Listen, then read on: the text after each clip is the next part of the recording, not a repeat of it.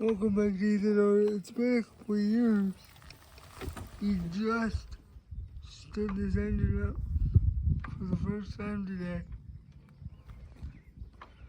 Now this engine, if you don't remember, this is the common diesel engine that was originally going to go in what is now known as Mr. Green 3.0.